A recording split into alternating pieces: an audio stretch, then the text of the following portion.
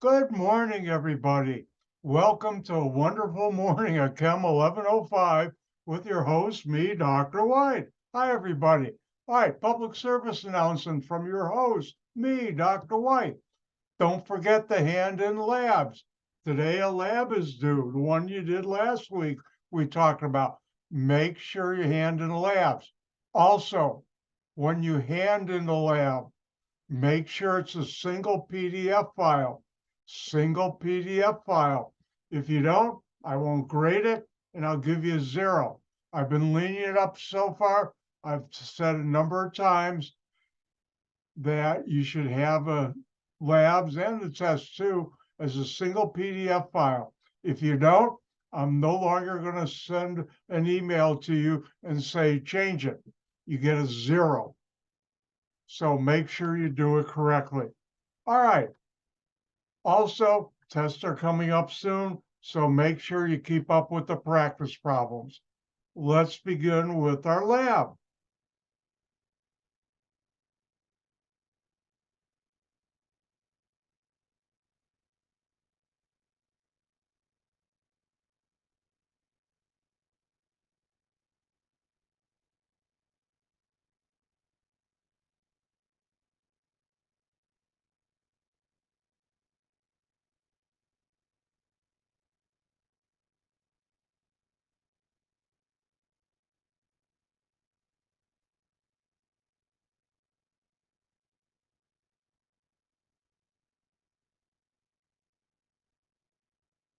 All right, today's lab deals with separation of a mixture. And here are the things you'll need. Now, one thing, in the lab, they say use a foam cup. I wouldn't. Don't use the foam cup. What I would highly recommend, use this cup instead. Don't use the foam cup, say that 5 times quickly. Use this cup instead. All right, now, what are we going to be doing in this lab? You're going to be separating different components of a mixture. What is a mixture? A mixture is when you combine different substances and none of those substances change their chemical identity. Example, right now I'm breathing air. Oh, I got a stuffy nose, I think. That's better. And it's a mixture of oxygen gas, O2, and nitrogen gas, N2. And they don't react. They're separate. If you were to take salt and water and mix them together, you get a mixture. If you evaporate the water by heating it, and in another chemistry class, we do something like this. I don't know if we do it in this class or not. But anyways, when you remove all the water by heating it, you'll see at the bottom of the container, like if it was a beaker, crystals of salt. And that's because the water and salt don't react, they form a mixture. Now, today's lab, don't forget, use proper protective equipment. You should wear gloves, you should wear your safety goggles, and if you want, an apron. Chemicals are not dangerous in the sense that you shouldn't get anything splashed on you, but you should always play it safe. Wear the apron if you want. All right, so here mixtures, you can have both homogeneous, which are the same throughout, and heterogeneous are not uniform or the same throughout.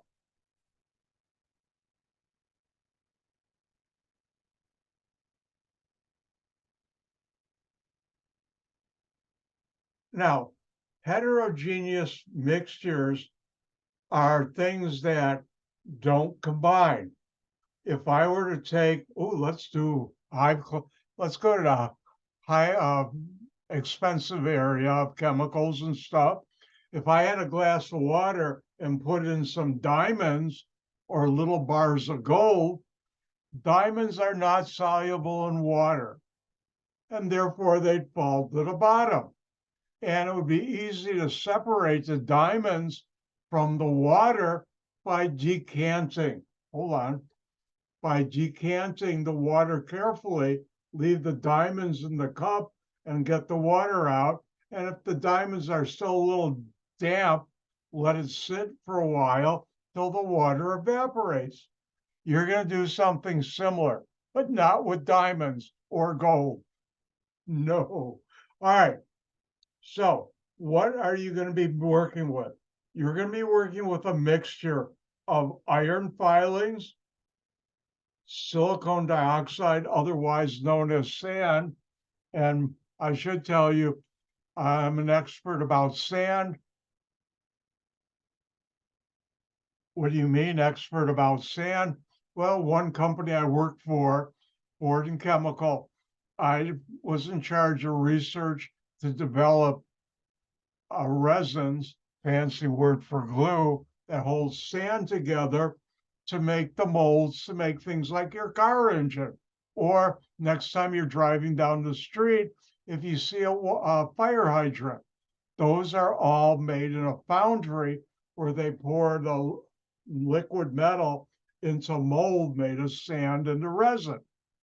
And therefore, I know a lot about sand. But you'll be working with iron filings, silicon dioxide, sand, a chemical called benzoic acid, another chemical which you don't think of as a chemical, sucrose, table sugar.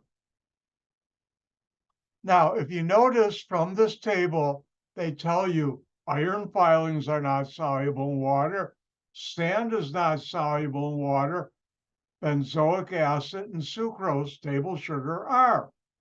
Now, when we talk about the solubility, we can look at the solubility at different temperatures, which things change. Na means not applicable. It doesn't happen because it's not soluble, so you don't do that.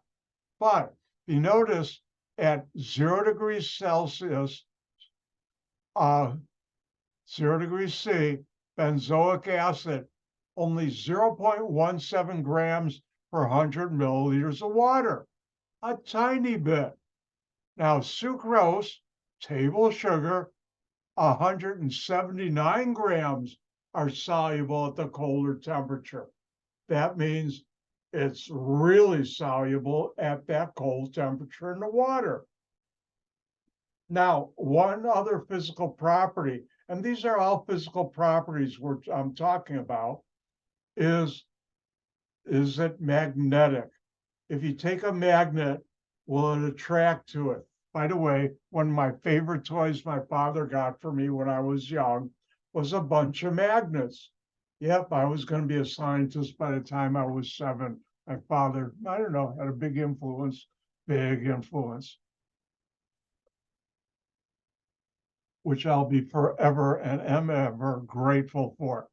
So if you have something that's has magnetic, is attracted to a magnet like iron, you can separate it from other things that are not attracted or are non-magnetic.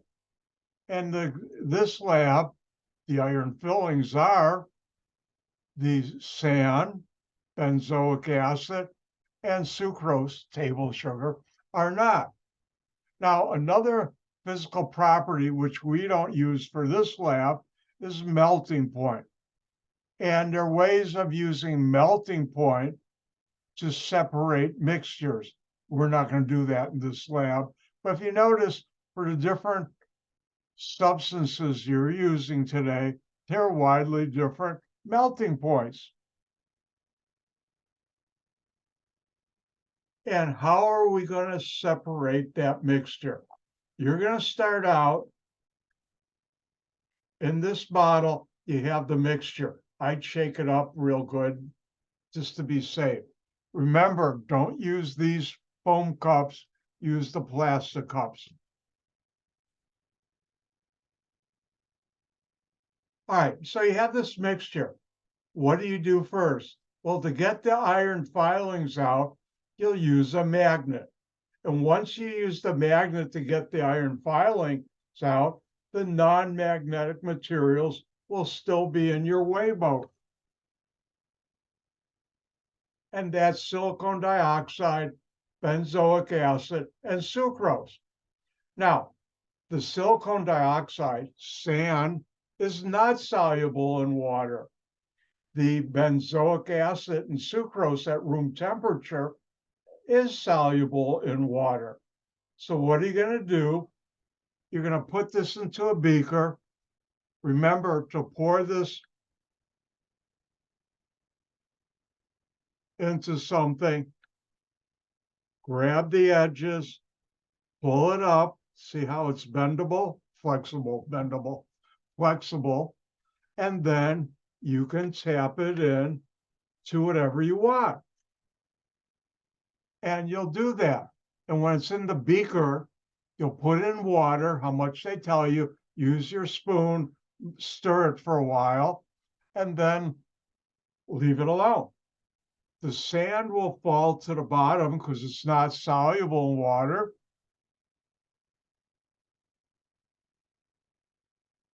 And the benzoic acid and sucrose will stay in the water. And what you can do is very carefully decant all the water out, with leaving the sand in the bottom.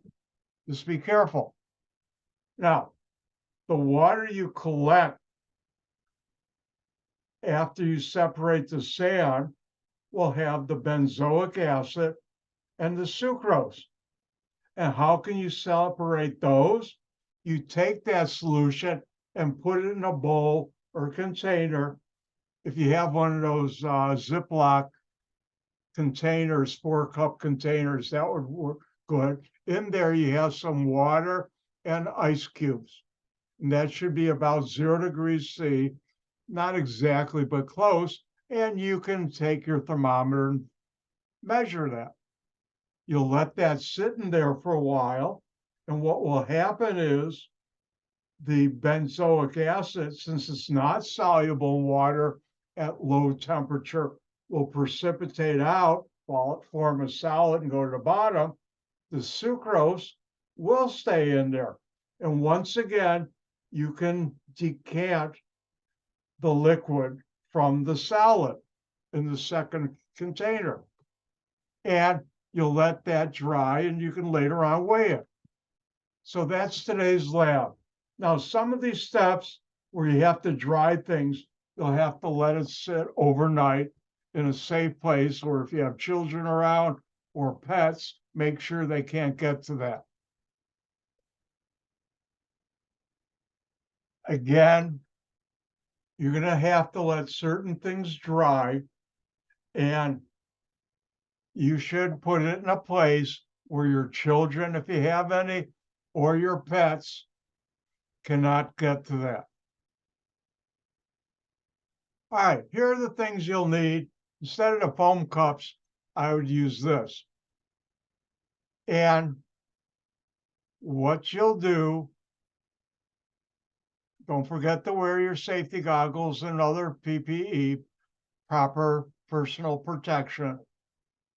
First one, now, different things you're going to have to weigh empty. You have your balance. Let me remind you, here you turn it on. You wait till it goes to 0.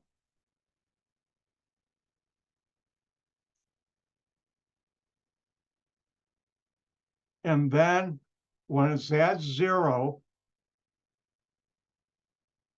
I am holding it so it won't be at 0. You should see right up here the letter G. If not, press the mode button until you do see the letter G.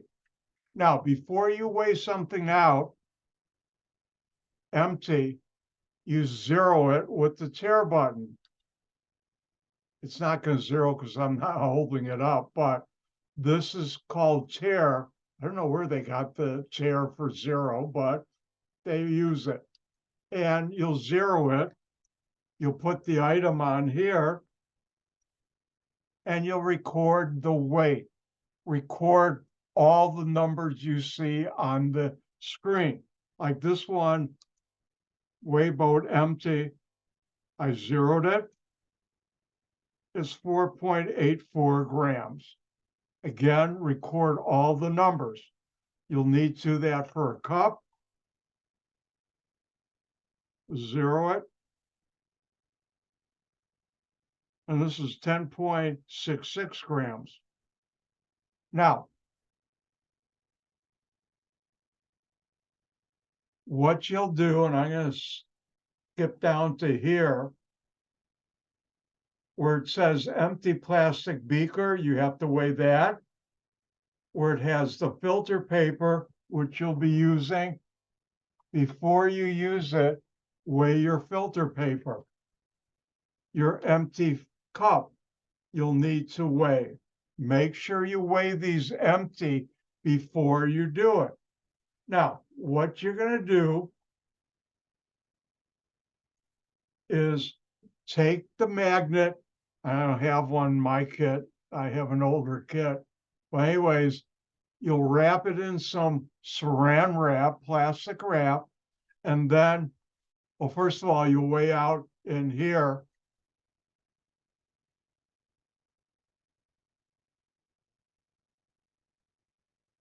Oh, they have a content. Weigh the whole the mixture in here, weigh it empty, weigh it full. Next, in a 6x6 piece, wrap the magnet,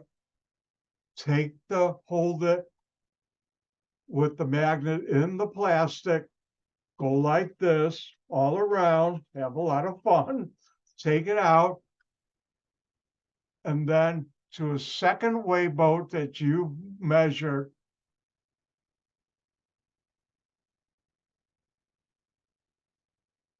and then carefully, when it's in there, you open the plastic, pull out the magnet, hold the plastic in the weigh boat, and then carefully pick up the plastic and tap it, and all the metal files will go into the second weigh boat.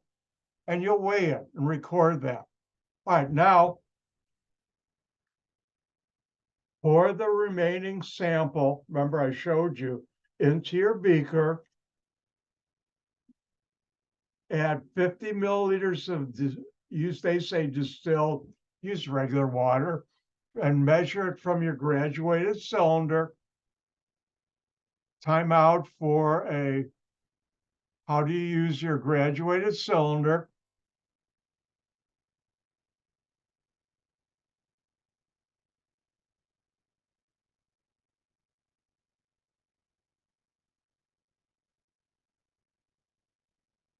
You have a bigger one, you weigh out 50 milliliters of water in there. And remember, the water is going to be like a U. And the bottom of the U is where you, oh, a lot of U's. Oh, that was bad, sorry, is the actual volume. And that should be at 50. And you'll pour that into the plastic beaker. Next,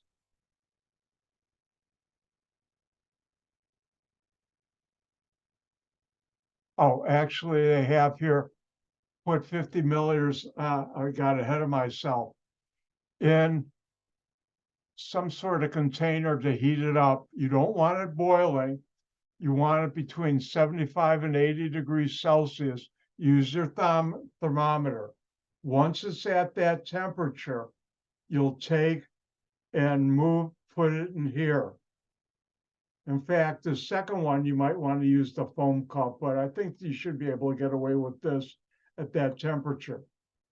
Better yet, when you pour it in, hold on, let me check something. No, you'll use the plastic beaker. Put the plastic beaker, pour the water, hot water in there, stir for 2 minutes, and then while the benzoic acid, you have an ice bath you make, decant the liquid from the beaker into, instead of a foam cup, use this, and set the beaker aside, decant the liquid. Hold on, I just messed up.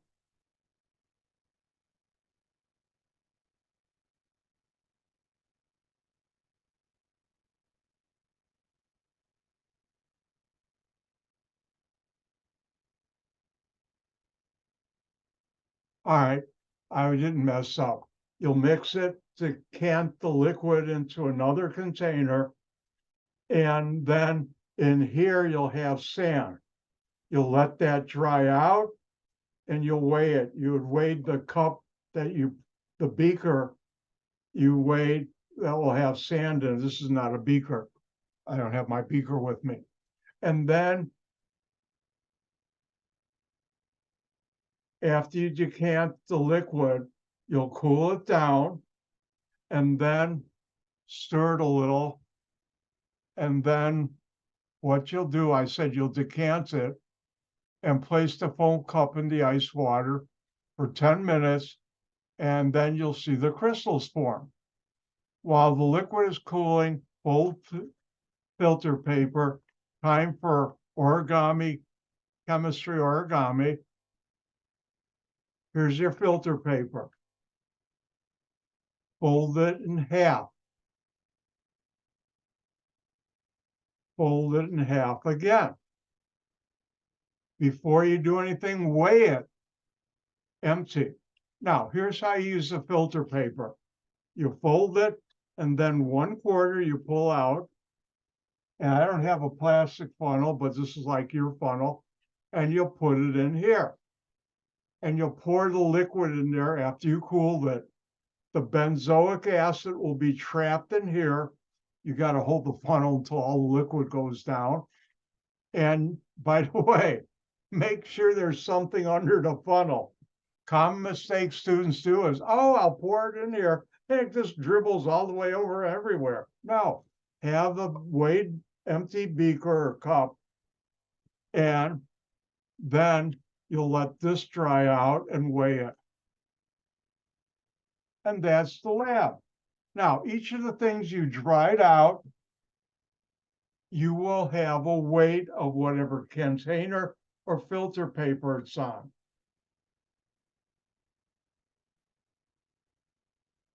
And what you'll do is put in the weight of the sample.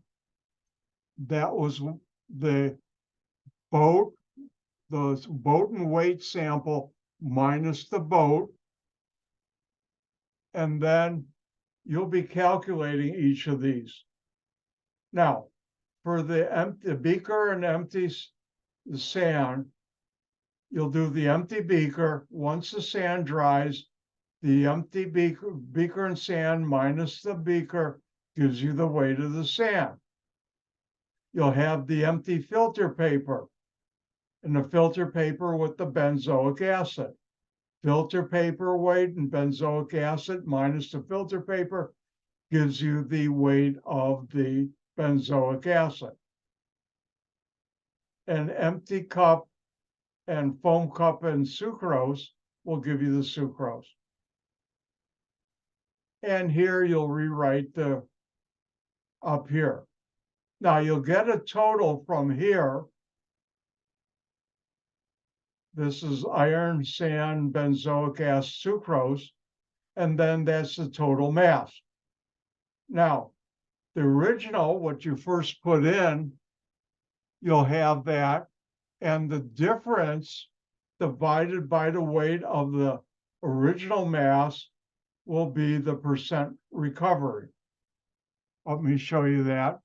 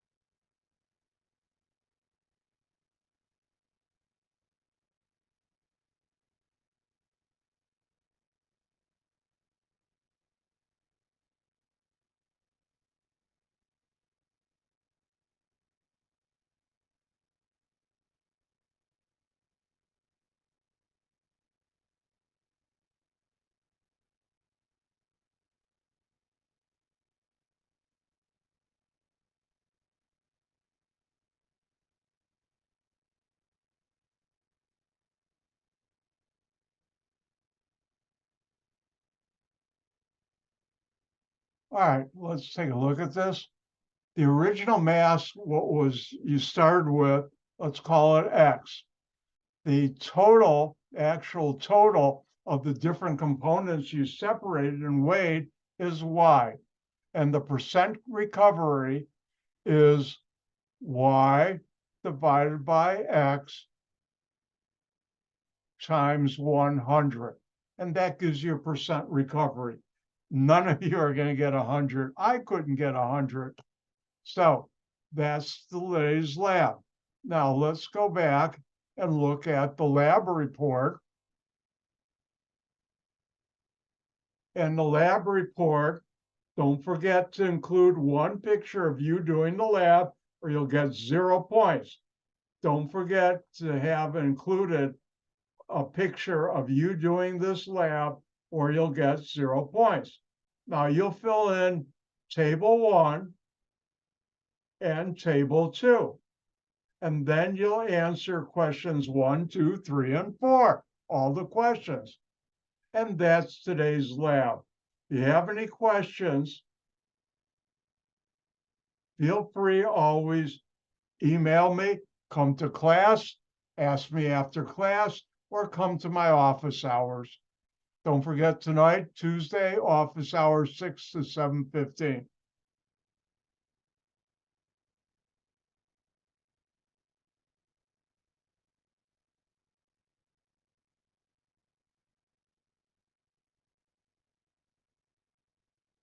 Let me close some files that I don't need anymore. All right, let's continue where we left off yesterday, talking about gases.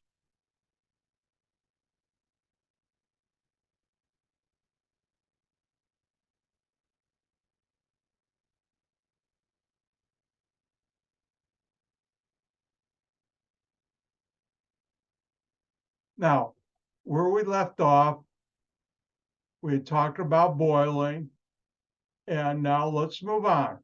Now, I'm going to turn the switch. Will this be on a test? Click to the off position. But this important concept I'd like to talk about, and that's volume in moles.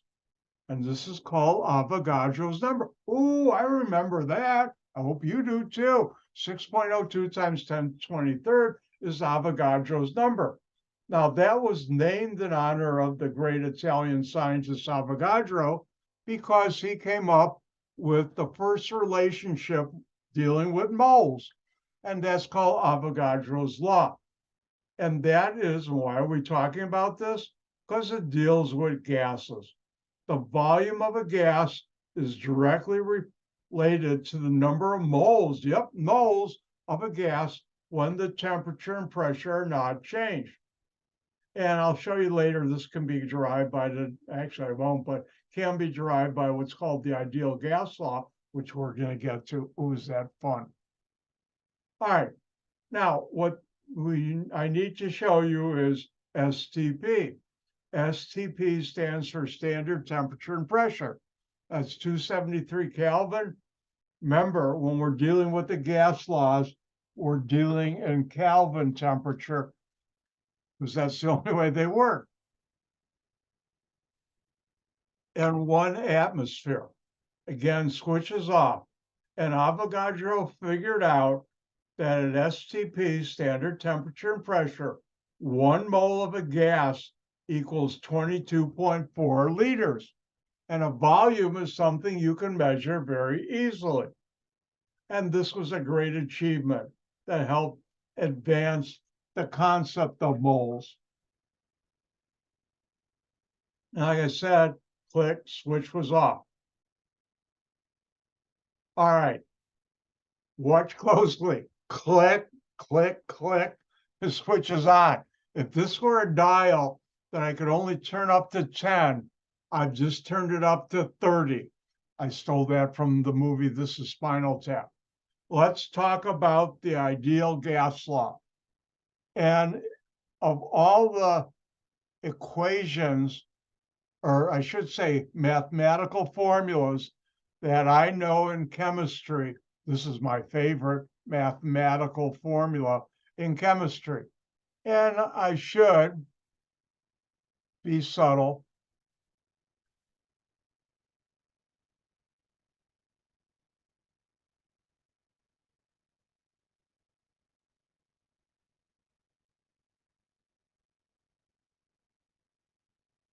See, I'm being subtle. Hint, know this. Get the message? Subtle enough? All right. Now, the ideal gas law is an equation that includes the quantity of gas in a sample, the temperature, the pressure, and the volume. And the ideal gas law is PV equal nRT. Oh, what are those? P is pressure. Now, this is very important when you use the ideal gas law. Look at the bottom. I'm even more subtle. Learn this. Now, before I go forward, let me do one thing, open up and show you something that I forgot to open up.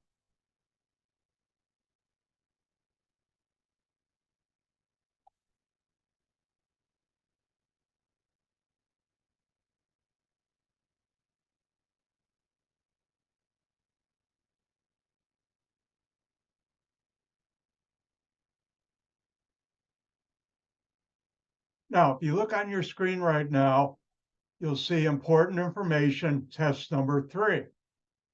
And as I mentioned a number of times now, I have cut down on the memorization.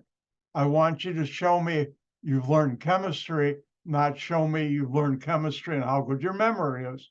And in the past, students would have to memorize this. This is all given to you, as you can see right here. This will be given to you. Well, let's go back to my slide and talk about the ideal gas law. Dr. White loves the ideal gas law. And PV equal nRT. Now, P is pressure, V is volume, N is the number of moles, T is temperature, and R is the universal gas law constant, or universal gas constant. And for this class, we are using this number for R. R can be found in different units and different values. We're using 0.0821, and the units are atmospheres, liters per mole K. Now, if you notice, this number, 0.821,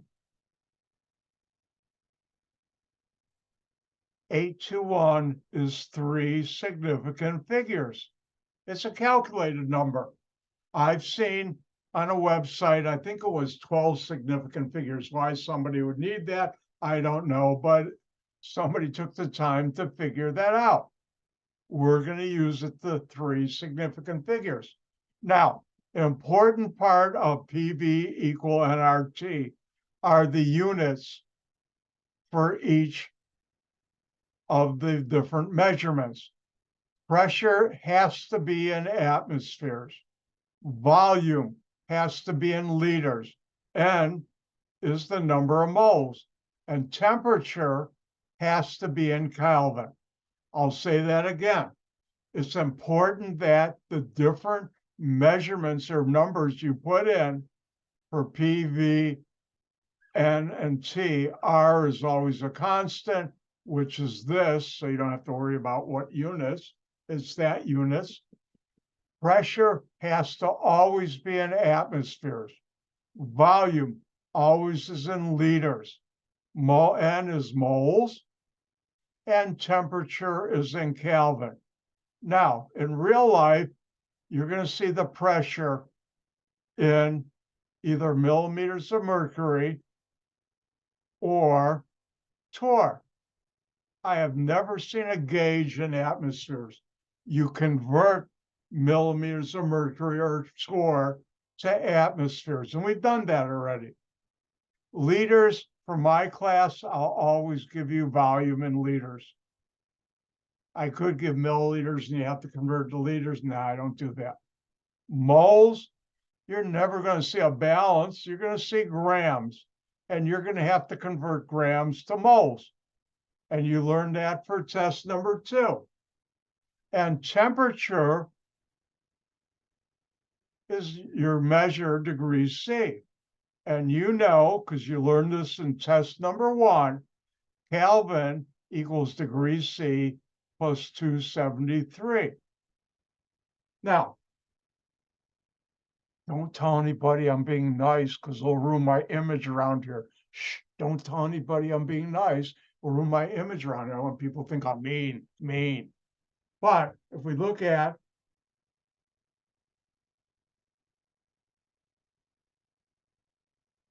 important information, test number 3, notice I have a mole of a compound equals the molecular weight of a compound, and the molecular weight of a compound is the sum of all atomic weights.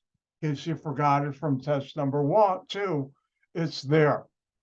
Also, conversion pressure, 760 torr equals 760 millimeters of mercury equal 1 atmosphere. And finally, in case you forget, it's here in important information, test 3, Kelvin equals degrees C plus 273.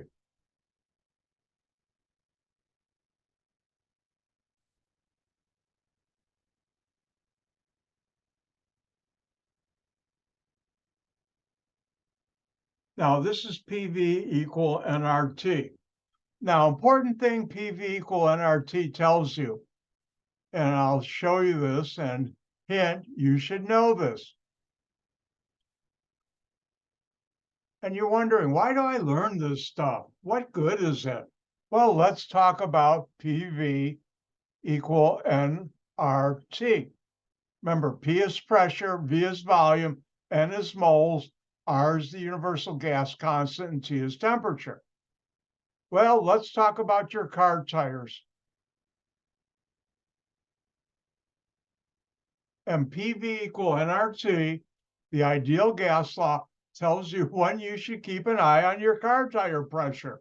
Remember, your car tires are rubber with a gas inside in a volume, and that keeps it inflated so you can drive on a car or a bus or a truck. You drive a truck or anything. Let's look at something real quick.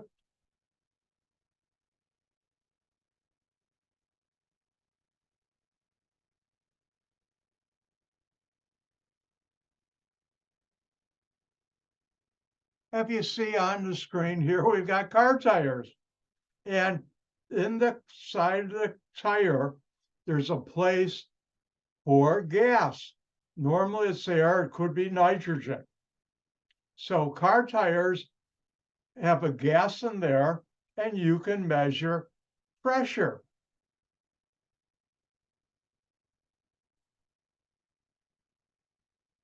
See where it has inner liner, and between that and that, you have a gas.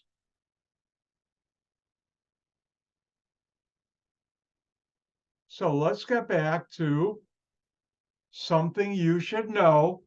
Oh, I'll be subtle again.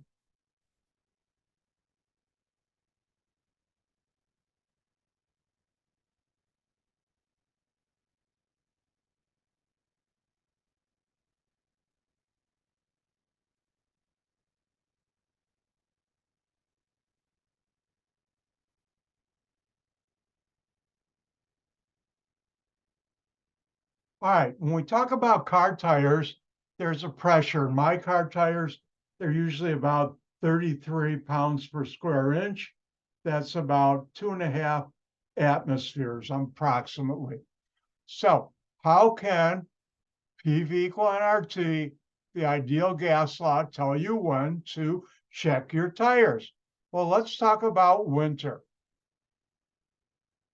What happens in the dead of winter? This winter wasn't too bad, but in the past, when in Chicagoland, we have temperatures like 10, 15 degrees below 0 Fahrenheit.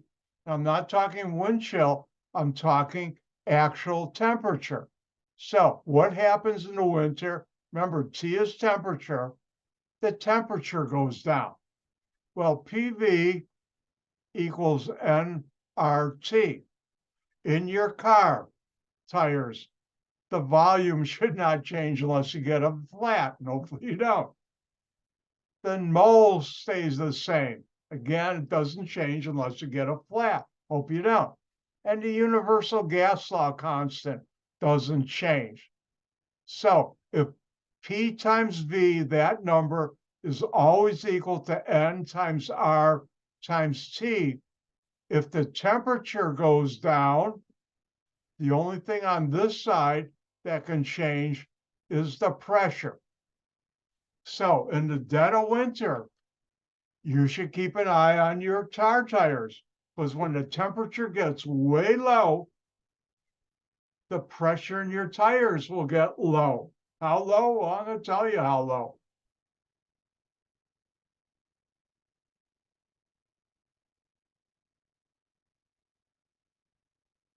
Long time ago, I say that always, but a long time ago, back about, I think it was 1995. I don't know how many of you were not born yet. Oh, I shouldn't have said that.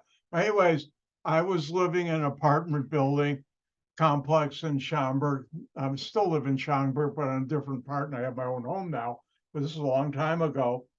And Friday night, the temperature went down, not the wind chill, the temperature went down to about minus 20 degrees F Fahrenheit, really cold. And my car was outside in the parking lot, like everybody else's cars were in that complex. And next morning, I got up early and said, I better run my car. Because another thing that low temperature will affect is your car battery. So I go out to my car. I have a Ford Explorer, and I've had Ford Explorers for a number of years. Before that, I had Oldsmobiles. You don't know what that is, but anyways, I had one, big ones. But anyways, I went to SUV Ford Explorer. I go to my car, my Explorer. I look, I say, oh no, I've got not one, not two, not three, four almost flat tires. What happened? It took about 1.2 seconds. All of a sudden, my brain kicked in. I'm a chemist. PV equal nRT. The temperature went way down. The pressure in my tires went way down. That's why they look flat almost. So I very carefully drove over, and this is back when all the gas stations had free air. Now it's rare to find one with free air, a compressor, which I taught you about yesterday. And since it was pretty early in the morning, like about 7:30, I got there, nobody was getting air, and I filled all my car tires with air. So they didn't look flat or almost flat. And by the time I finished with my fourth tire, I look up and there's about 6 or 7 cars in line waiting for me to finish so they can do the same thing. So remember, in the winter, you should know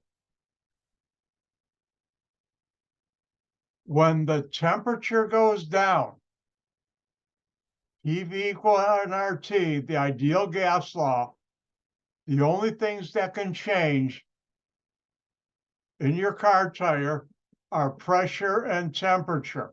The others stay the same. And when the temperature goes down, the pressure in your car tires goes down. You better check it. Now, what's the other area you should, or time of the year you should consider keeping an eye on your tires? Summer. And summer, what happens when it gets real hot? Back about 1994, we had a summer, it was 94 or 95, I don't remember exactly, where the temperature got really hot. And for a better part of 2 weeks, the daytime temperature was over 105 or 100 degrees Fahrenheit, up to 105 almost. And sadly, at that point in Cook County, over almost 600 people died from the heat. Because of that, we now have, when it gets real hot, places where people can go, cooling centers like libraries and other places that the place in Cook County have, so people won't die of the heat. But that summer, the temperature got real high. And I said, oh, I better keep an eye on my tires. Why? Because I know PV equals nRT. P is pressure, V is volume, N is moles, R is the universal gas constant, and T is temperature. And remember, in your car tires, the only thing that can change is the temperature of the gas in the tire and the pressure. You don't get a flat, the volume, the N moles and R stay the same. Well, in the summer, the temperature went way up. What's going to happen to the pressure in your tires? It's going to go way up. The pressure will go up. And I can remember driving the afternoon home on the toll road, because then I worked in, that summer I worked near Great America in Gurnee at a chemical company, PPG Mazer Company. It was called PPG, Pittsburgh Plate and Glass. And when you're driving that in the afternoon on the toll road, I saw cars and trucks over to the side with blowouts, and you could see on the road pieces of their car tires. What happened? Temperature went up, the pressure in their tires went up, and it boom, it blew out. And that's why I kept this close look at my car tire pressure, and I actually let out some of the air so they wouldn't go boom. So remember, PV equal nRT teaches you in the winter, check your car tire pressure, because the pressure can go down when the temperature goes down. In the heat of the summer, check and keep an eye on your car tires, because the temperature goes up, the pressure can go up. If it goes up too much, boom, you get a blowout. Oh, I remember one day, I think the temperature coming home, this was like about 4:30 in the afternoon, was like about 104, 105. Oh, it was hot. It was awful. And I think I counted at least 15 cars and trucks pull over with blowouts. All right, if I look at the time, it's time for a break. Let's take a 5-minute break. I can get up and stretch, and we'll come back and have more fun with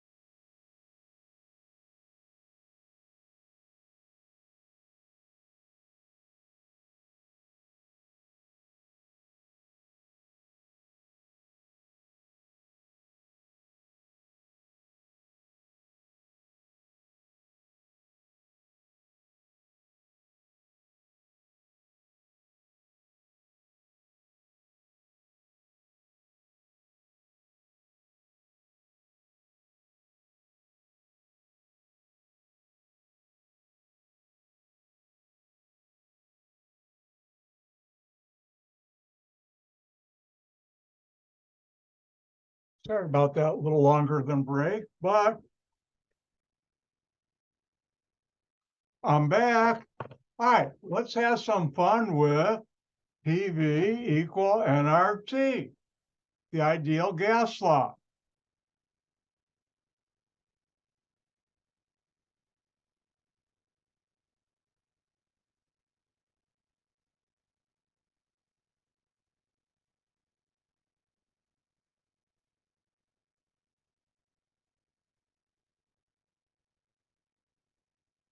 All right, let's do a problem, and we'll start out.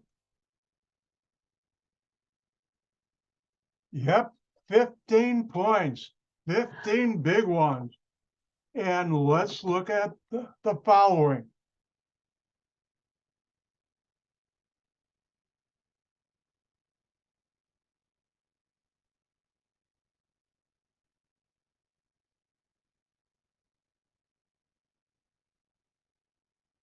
If a car tire has 9.87 grams of nitrogen for a number of years now, instead of putting air, if you go to a dealership, they'll put nitrogen.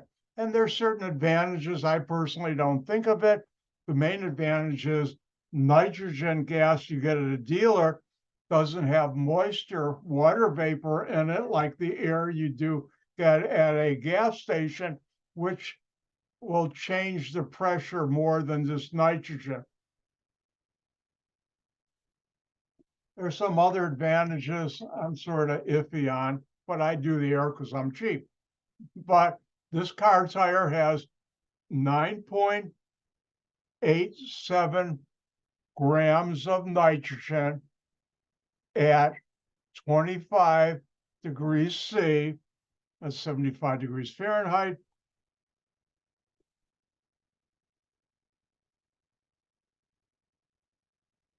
And has a volume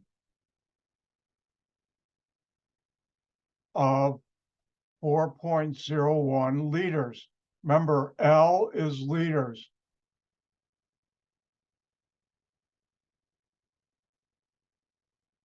All right.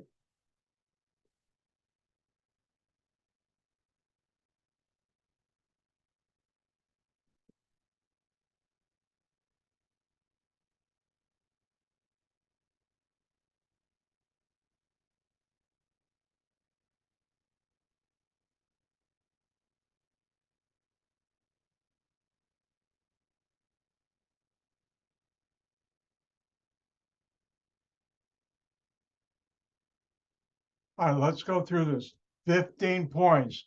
A car tire has 9.87 grams of nitrogen at 25 degrees C and has a volume of 4.01 liters.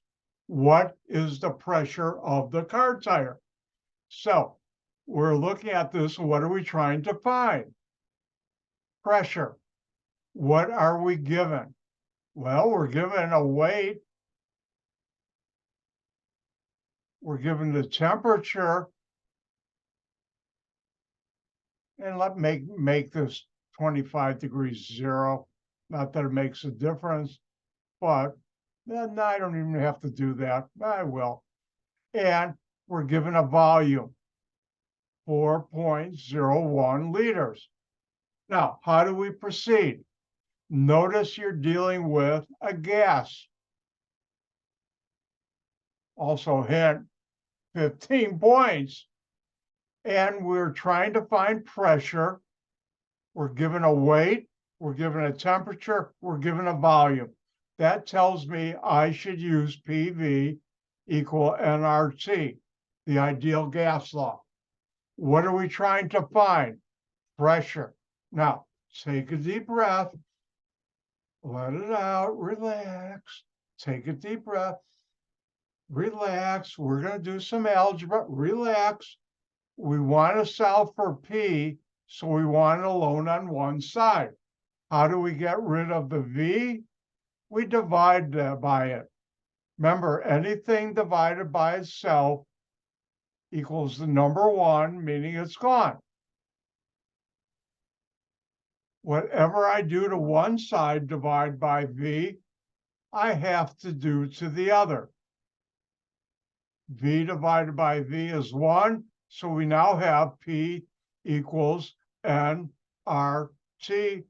divided by V. Well, what do? Well, first of all, we look at, in case you forgot, important information, test number 3. The pressure has to be in atmospheres. Well, that's what we're going to calculate. The volume is in liters. We're given that. But, ooh, look. We're given grams, and we have to convert this to moles. We're given, oh, by the way, pressure here. You don't have to do anything this one. And temperature, we're given degrees C, and you have to convert that to K. And finally, you're given the value of R. So let's get to work, because we got a lot of work to do, which is why it's 15 points. All right, the first thing, volume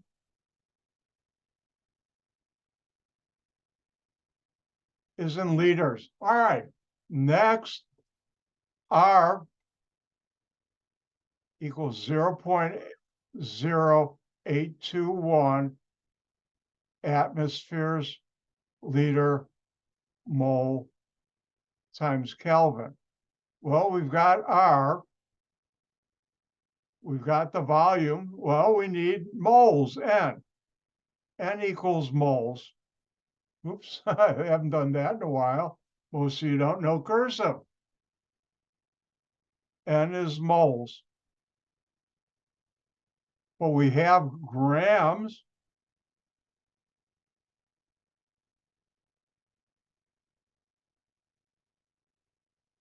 And we want to convert it to moles of nitrogen. And what do?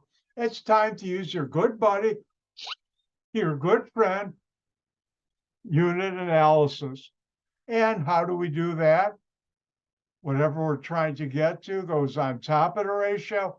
Whatever we're trying to get rid of goes underneath. So now we have moles, nitrogen, grams of nitrogen. Where do we get this relationship? Well, in case you forgot, go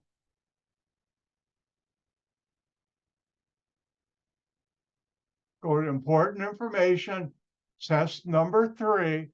1 mole of a compound equals the molecular weight of that compound in grams, and the molecular weight of that compound is the sum of all atomic weights.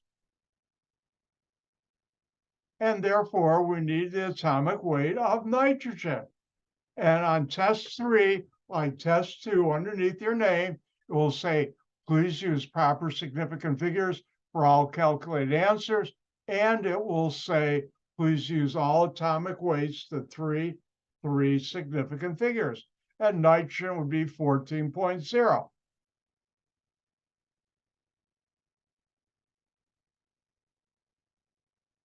So the molecular weight of N2 equals 2 times the nitrogen atomic weight, 2 times 14.0 equals 28.0.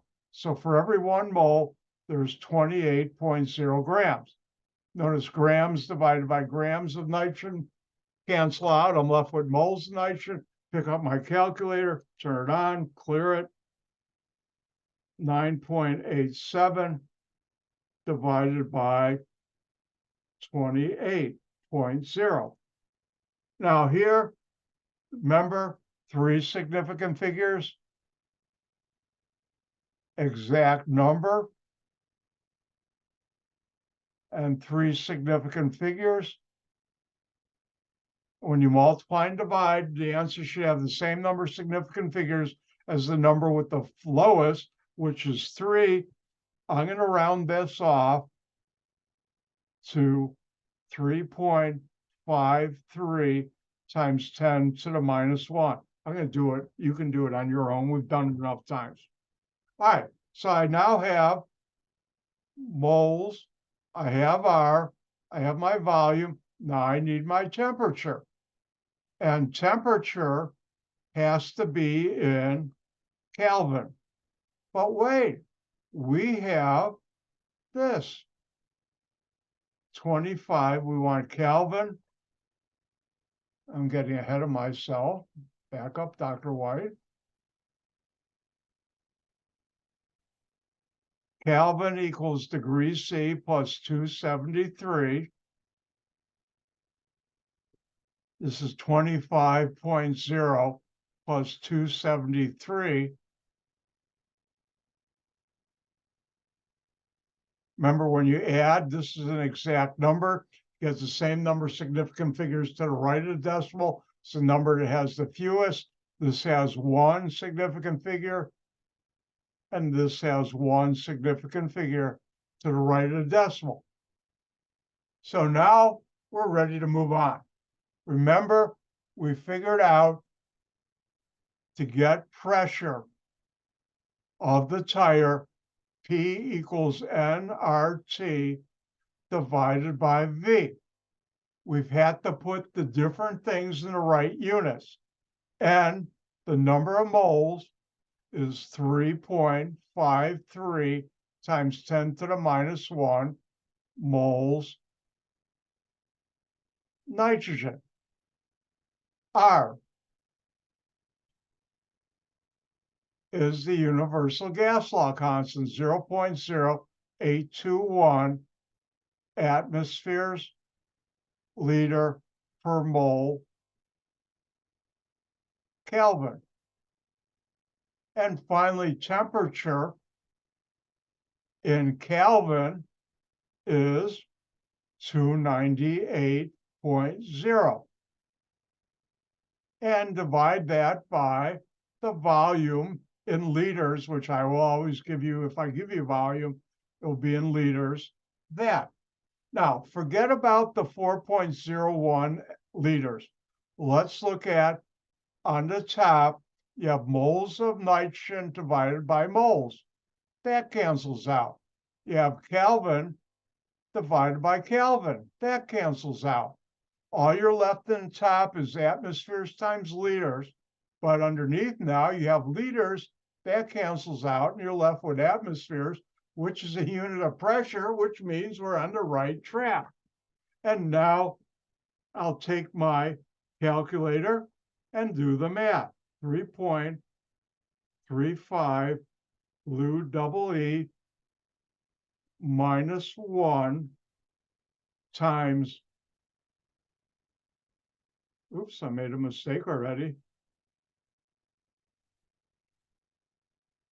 Let me clear, let's do it again. 3.53 blue double E minus 1. Don't forget, use the minus sign here for scientific notation, minus, times 0.0821 times 298.0. I get a number. I'm going to divide that by 4.01. And the number I get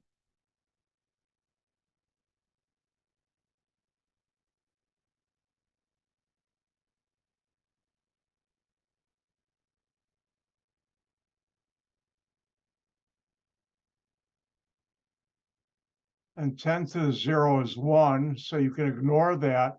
And this is atmospheres. Now, remember, you have to use proper significant figures. Now, if you notice here, I calculated N, and sometimes you'll have to pressure and other things. And there's two ways philosophies are rounding off when you have multiple calculations like we're doing. One is round off at each step, and that's I'm a round off at each step person, and the other is round off at the end. I'm going to calculate both ways, round off at each step or round off at the end. And sometimes they're different numbers. Now this would be round off to 3 significant figures. Why? 3 significant figures, 3 significant figures. Remember, this is a calculated number, and the value for R we use is 0.0821, 3 significant figures. This is 4 significant figures, 3 significant figures. And the number you get should have the same number of significant figures as the answer that has the fewest significant figures, which is 3. Keep the 2, keep the 8, keep the 7. Use the 6 to round off. Is that 4 or less or 5 or higher? And time's up.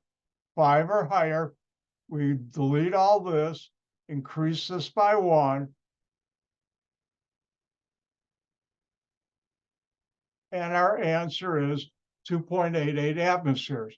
Now, I didn't ask you to do this, but 2.88 atmospheres times 14 point, I think it's 5 psi per 1 atmosphere. And this you don't have to do.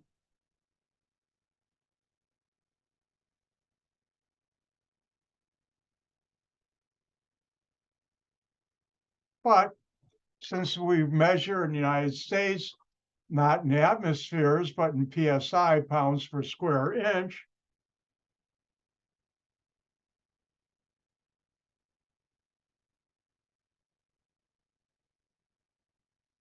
and this gives me a little higher pressure than I thought.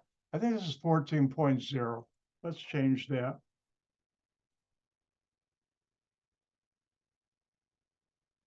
And that tells me my car tire would be 40.3 psi, which is a little higher. Mine are usually 35, but this shows you how to do PV equal nRT.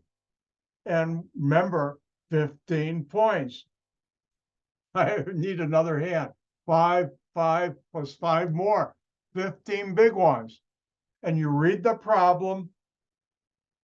When you see hint 15 points, but a gas problem where you're given different units. And notice in this one, nothing has changed. I haven't said, well, the pressure is here, it's changed to there. The volume is here, it's now something different.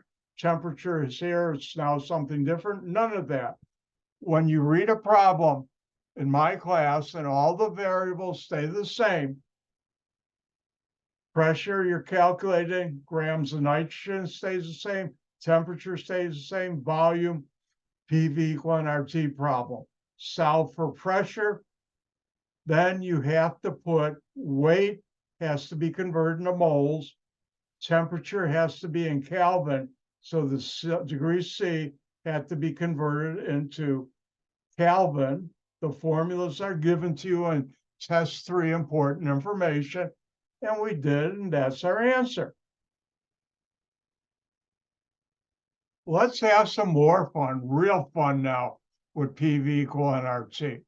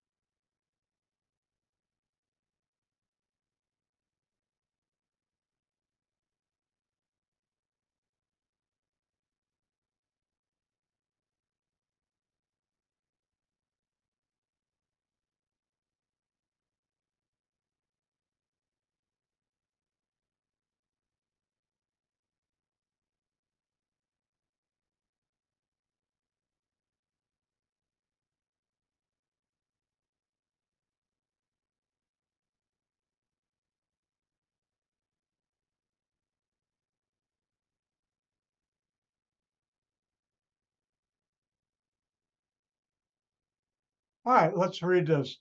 If you burp, and yes, I'm going to talk about burps in this class. I bet you never thought we'd talk about that in a chemistry class.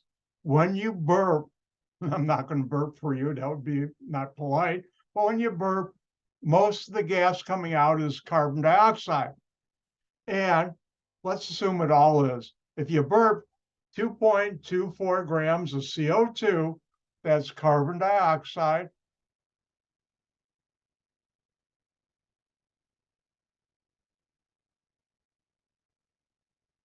At 32 degrees C and 753 torr, then what is the volume of your burp?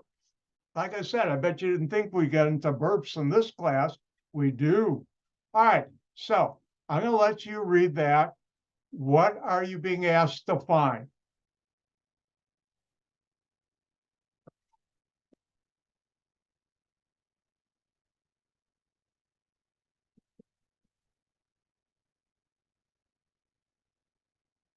And the answer is, what are we being asked to find? Volume, V. What are you given? Well, we're given a weight, we're given a temperature, and we're given a pressure.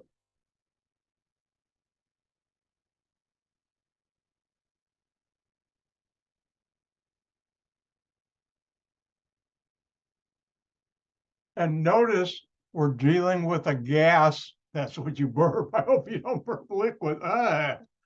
You don't burp liquids. But anyways, we're dealing with a gas. Nothing is changing. Notice the weight stays the same, temperature stays the same, pressure stays the same. You're trying to find a volume. And 15 big ones, 15 points. And that tells me I should use the ideal gas law, PV equal nRT. Now, what are we solving for? V, volume.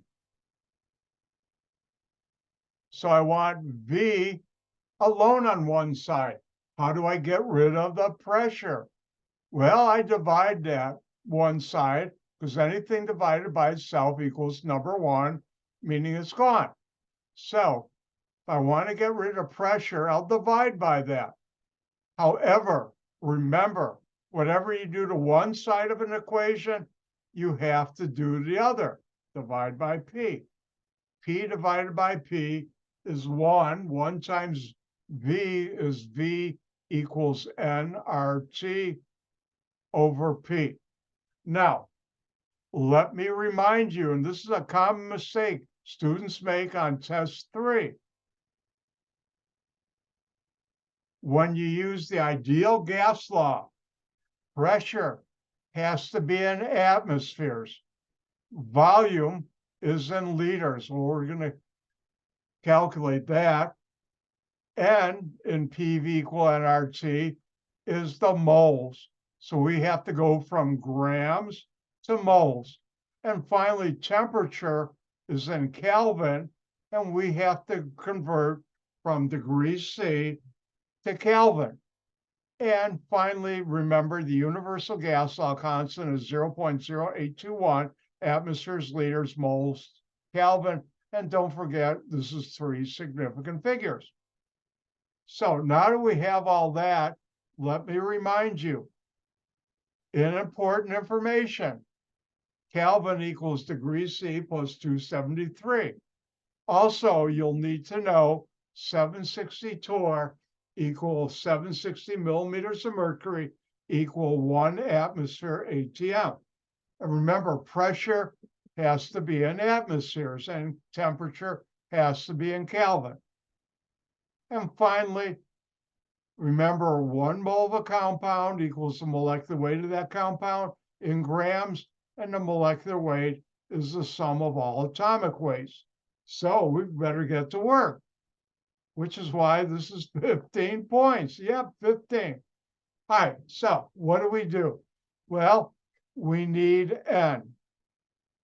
N equals moles, in this case, CO2. Well, we have to go from grams to moles.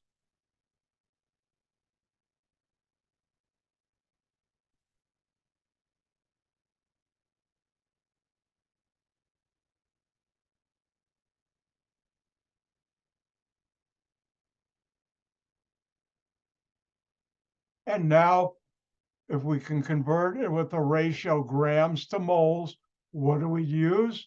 We use our good buddy, our good friend, unit analysis. Whatever we're trying to get to goes on top of the ratio. Whatever we're trying to get rid of goes underneath.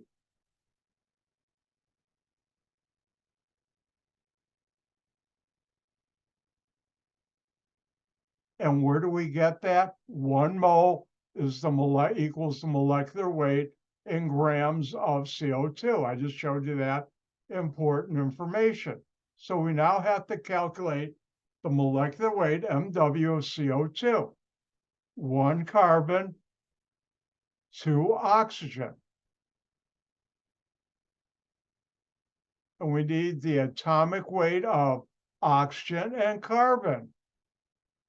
And where do we find that? Your friendly neighborhood periodic table.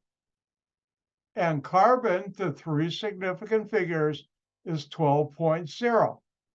Oxygen, 15.999. Remember, test 3 will say, please use three significant figures for all calculated answers, for all atomic weights, not calculated, for all atomic weights.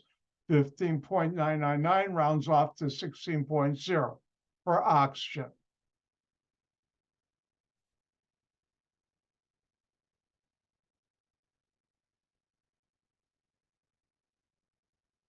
Do the math, add them up. Remember, you get the same number of significant figures to the right of the decimal that the number you're adding has the fewest. That's 1, that's 1. Oh, good, this is 1. So that's 44.0. And now I'll pick up my calculator, but first, notice grams of CO2 divided by grams of CO2 cancel out. I'm up with moles of CO2, which is what I want.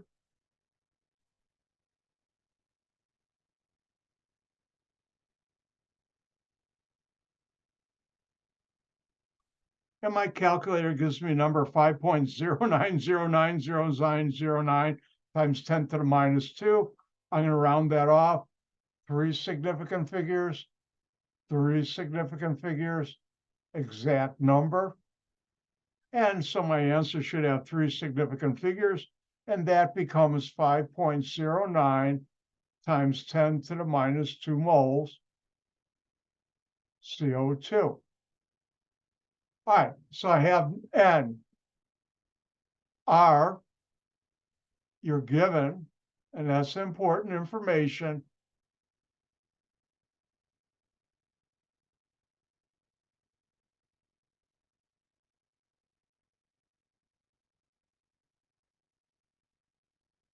Test number 3.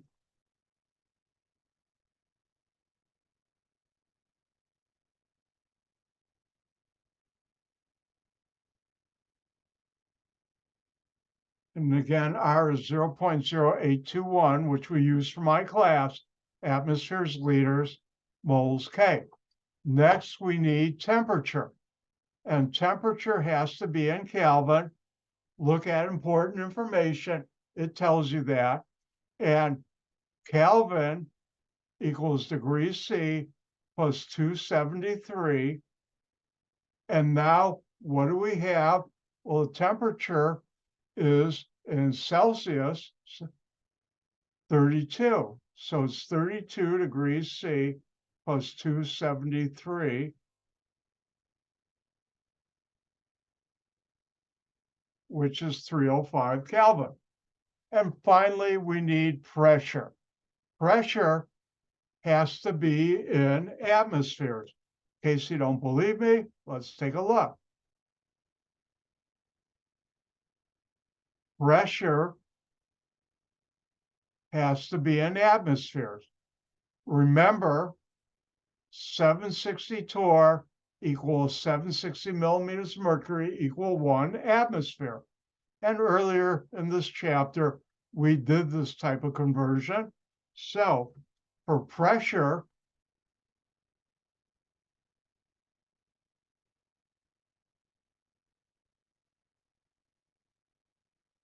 we have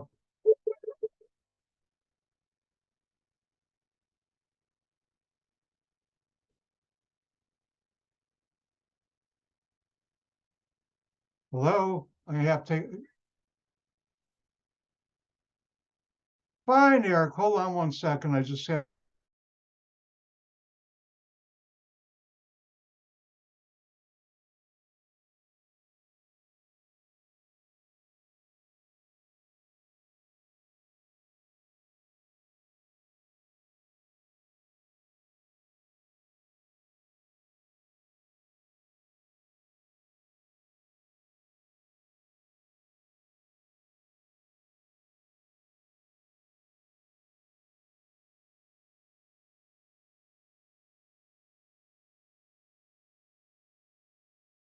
All right, back to work. Sorry about the delay. That was my car dealership. I had my car in for repairs. They just called me, said it's done, and I paid for it. And the nice thing about my dealership is that since I live near the dealership, if I set it up with them, they actually pick up my car and deliver it back to me, which is quite nice. By the way, it's a great dealership. If you ever need a Ford or repairs on a Ford or whatever else cars they repair, is the Front Roselle Friendly Ford, and it's in Roselle. All right, where were we? Pressure. We want to find pressure. It has to be in atmospheres. Oops, hold on.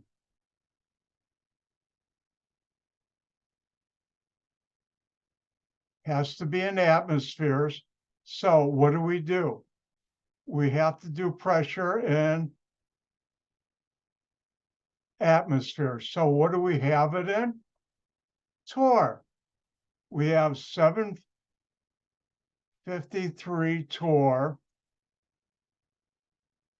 and we want to go to atmospheres, ATM. We have a magic ratio, not magic, it's just chemistry. You're converting 1 unit torr to atmosphere. How do we do that? We use our good buddy, our good friend, unit analysis. Whatever we're trying to get to goes on top.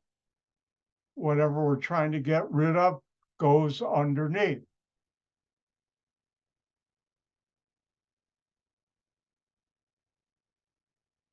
And where do I find a relationship between atmospheres and torr? Well, in case you forgot, you look right here, 760 torr equal 1 atmosphere, ATM. 760 torr equal 1 atmosphere. So I know for every 1 atmosphere, there's 760 torr. Remember, these are exact numbers. And now torr divided by torr, I'm left with atmospheres. And notice I start with 3 significant figures, and 753 divided by 760, and to 3 significant figures, that's 9.91 times 10 to the minus 1 atmospheres. Are we done? No, far from it.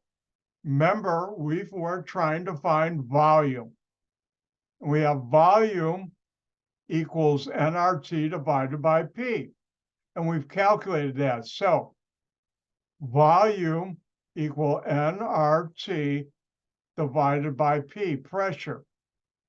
And we calculated right here, 5.09 times 10 to the minus 2 mole of CO2. Remember, we're trying to find the volume of your burp. If you burp, 2.44 grams of CO2. Next, R, that's the universal gas law constant.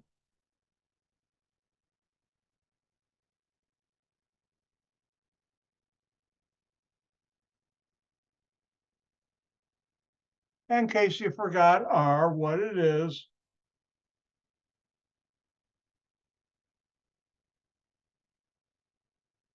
you're given it right here. 0.0821 atmospheres liters per mole K.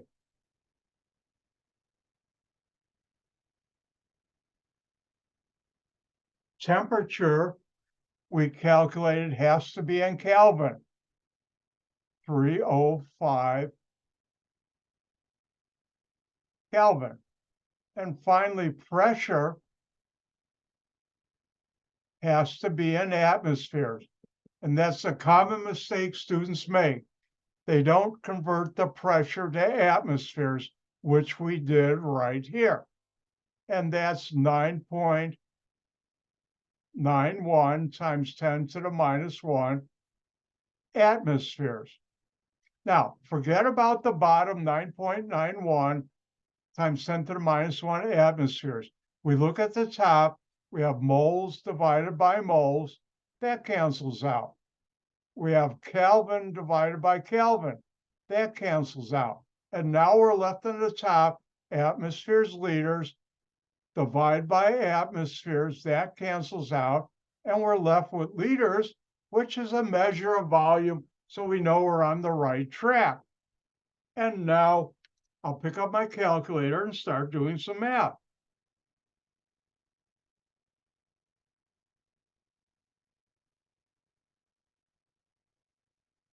Don't forget, use this key for minus, not the one on the side for subtraction. 5.09 times 10 to the minus 2 times 0.0821 times 305. Divide that by 9.91 blue double E minus 1. And the number I get is 1.2861366 times 10 to the 0, which is 1. And this is in liters. This is 3 significant figures. R is 3 significant figures, 0.0821. Kelvin, 3 significant figures. And this is 3 significant figures. And remember, the number you get has the same number of significant figures as the number you're multiplying divided. It has the fewest, which is 3. Round this off to 3 significant figures. Your turn.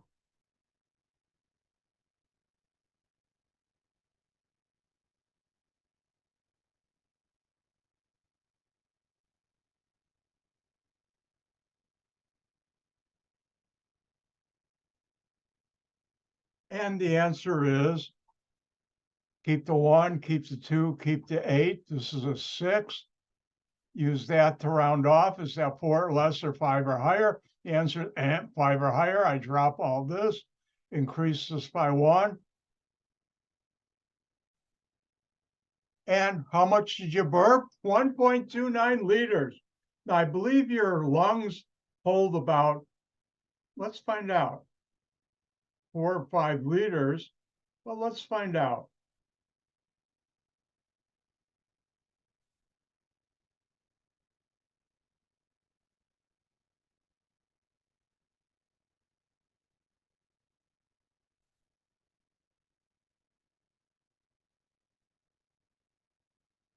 And here they say 6 liters. So that's going to be about 1/6 of your lungs.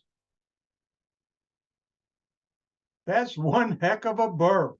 So if you burp 2.24 grams of CO2, you're going to burp about, at this temperature and pressure, 1.29 liters. So remember, 15 points. Look at the problem. Find out, what are you being asked to find? Volume. What are you given? Weight of the gas. We're dealing with a gas. Temperature and pressure.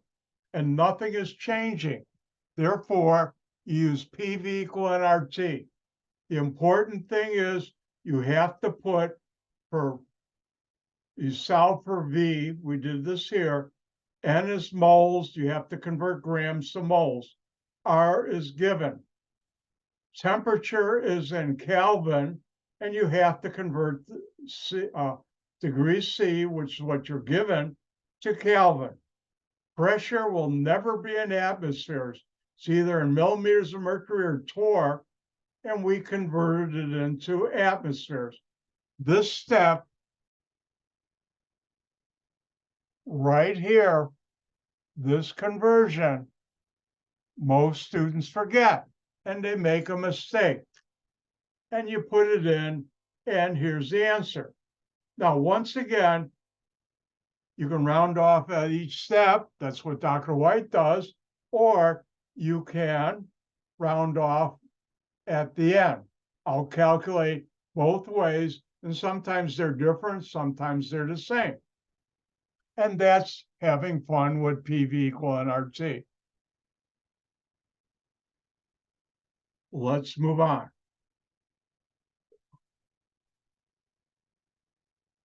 Wrong thing to look at. Right thing to look at. We did our ideal gas law practice. Now let's talk about Dalton's law of partial pressures. Dalton was a famous English chemist. I believe back then they called him chemist already. And his law, which I'll never ask on a test, but you should know, the total pressure exerted by a mixture of is the sum, and it should be a mixture of gases,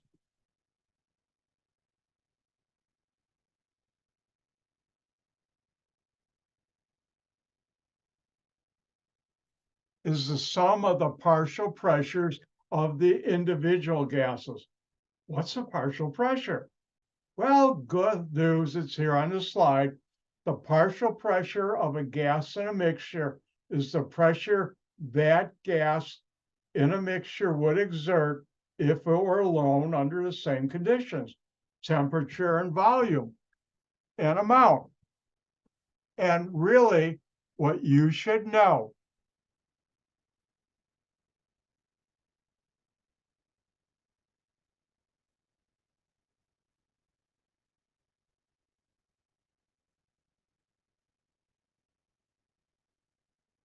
the total pressure of a mixture of gases, P total, is the sum of the individual partial pressures, P1, P2, P3. Why do I have Pn there? Well, if you have 5 of them, then it would be P4 and P5. If you had 7, it'd be P3, P4, P5, P6, P7. And that's how we write it, so you can expand it or contract it. So Dalton's law of partial pressure, which you should know, is the total pressure of a mixture of gases is the sum of the partial pressures. Now, as keeping with my change of philosophy a couple years ago, important information, test number 3, you will be given this. So you don't have to memorize it, but you do have to know how to use it and when to use it.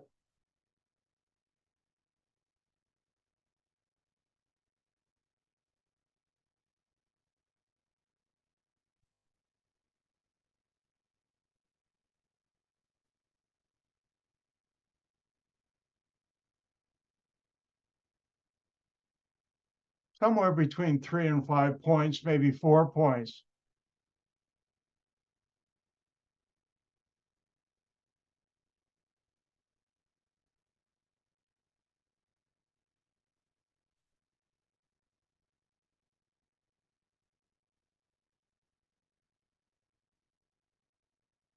Let me redo this.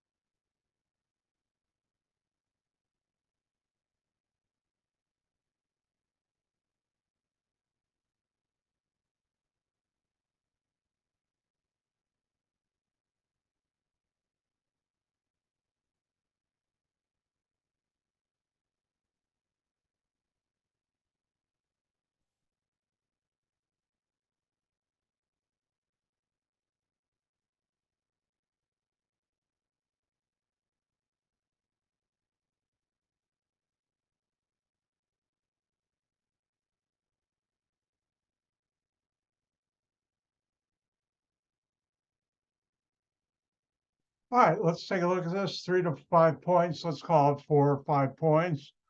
What is the pressure of a gas mixture containing oxygen and argon? That's in our gases. If the partial pressure of oxygen is 211 torr and the partial pressure of argon is 33 torr. So if we look at this, what are we being asked to find? The total pressure, which we write as P total. We're given the partial pressure of oxygen equals 211 torr.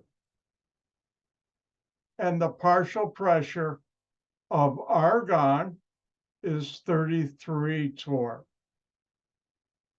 And as soon as you see you're dealing with a mixture of gases, you know it's Dalton's law of partial pressures.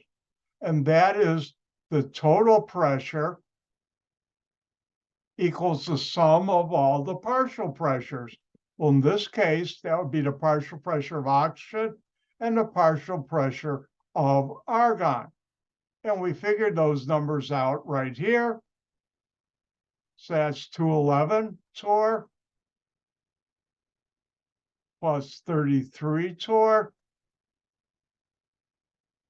And that adds up to 244 torr. And that's how Dalton's law of partial pressures work. And that's an important thing when you're doing things with mixtures of gases. And with that, I'm done for today. We've finished chapter 6. Next Monday, I will go through chapter 6 problem set. Keep up with the problem set. Remember, the lab we did last week is due today. Remember to hand it in as a single PDF file. If you don't, I'm not going to grade it. I'm going to put a 0. Also, for labs, as per the chemistry department's policy, for all net courses like this is, you have to include a picture of you doing something with one part of the lab, or you'll get a 0. And with that, I'm done for today. Don't forget, tonight, I'll have my office hour from 6 to 7:15. If you have any questions, come on by tomorrow, or come on by tonight. I'm already thinking about tomorrow. Come on by tonight. And with that, I'll say goodbye. Gang gesund. I stole that from Granny to Beverly Hillbillies. Bye.